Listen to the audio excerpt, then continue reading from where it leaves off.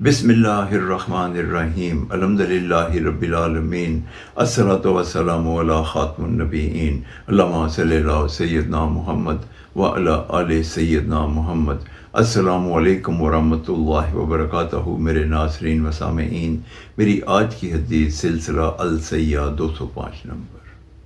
حضرت ابو ہریرہ رضی اللہ تعالیٰ عنہ سے روایت ہے کہ امام المرسلین خاتم النبیین رحمۃ للعالمین حضرت محمد صلی اللہ علیہ وآلہ وسلم نے ارشاد فرمایا کہ لوگوں، میں تمہیں 3 چیزوں کا حکم دیتا ہوں اور 3 چیزوں سے منع کرتا ہوں۔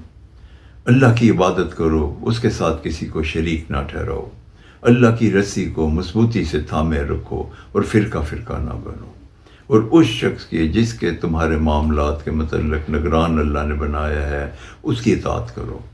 اور جن 3 چیزوں کے متعلق نبی کریم حضرت محمد صلی اللہ علیہ وسلم نے ہمیں منع فرمایا، آپ نے فرمایا کہ فضول گفتگو نہ کرو، مال ضائع نہ کرو اور زیادہ سوالات نہ کرو۔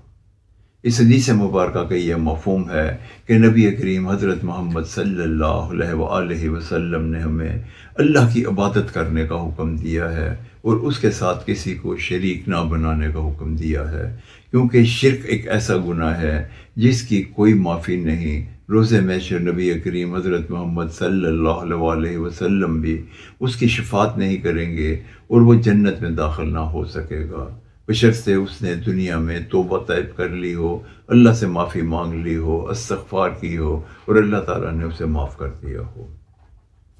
نمبر 2، اللہ تعالیٰ کی رسی کے لیے نبی پاک حضرت محمد صلی اللہ علیہ وسلم نے جب آخری خطبے میں فرمایا کہ آج دین مکمل کر دیا ہے اور میں اپنے بعد اپنی اسوائے حسنہ اور اللہ کی رسی کو چھوڑ کے جا رہا ہوں، جو اسے تھام لے گا وہ کامیاب اور کامران ہوگا۔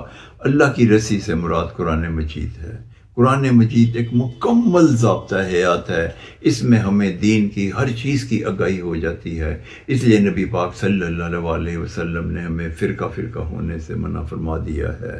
زیادہ گفتگو نہ کرو، جس چیز کا منع کیا گیا کہ زیادہ گفتگو سے وقت ضائع ہوتا ہے، اور فضول سوالات نہ کرو، کیونکہ اگر تم سوالات کرو گے تو ایک حدیث مبارکہ میں نبی کریم حضرت محمد صلی اللہ علیہ وسلم نے یہ بھی ارشاد فرما دیا تھا کہ تم سے پہلے کی امتیں اس لیے ہلاک ہو گئیں کہ وہ اپنے نبیوں سے بہت زیادہ سوالات کرتی تھیں اور ان کے احکامات پہ عمل نہیں کرتی تھیں۔ ایسا کرنے سے بربادی ہوتی ہے۔ اور تیسرا، کثرت سے مال ضائع نہ کرو، کیونکہ مال ضائع کرنا عیاشی کی طرف ہے اور اس سے انسان کا گناہ میں اضافہ ہوتا ہے۔ اصل جو اللہ نے مال دیا ہے وہ اللہ کی امانت ہے، کیونکہ ہم خالی ہاتھ آئے تھے، خالی ہاتھ جائیں گے۔ اللہ تعالیٰ جو مال دیتا ہے اس میں غریب لوگوں کا حصہ ہوتا ہے، مسکینوں کا حصہ ہوتا ہے۔ ہمیں چاہیے کہ ہم اللہ کی راہ میں اس کو خرچ کریں، اسی میں ہماری فلاح ہے، اس میں ہماری بھلائی ہے۔ اس حدیث مبارکہ میں نبی کریم حضرت محمد صلی اللہ علیہ وسلم نے یہ بھی فرمایا کہ جو شخص آپ کا نگران بنایا گیا ہے اس کی اطاعت کرو، مگر اس کی اطاعت یہ اس وقت ہم پہ لازم ہے اگر وہ ہمارا نگران جو ہے وہ باشرع ہو اور شرع پہ چلتا ہو، اور کوئی بھی ایسا کام نہ کرتا ہو جو اللہ اور رسول کے حکم کے مطابق نہیں ہے، تو ہمیں اس کی اطاعت کرنی چاہیے۔ اللہ تعالی ہمیں ایسا کرنے کی توفیق عطا فرمائے، آمین یا رب العالمین۔ السلام علیکم ورحمۃ اللہ وبرکاتہ۔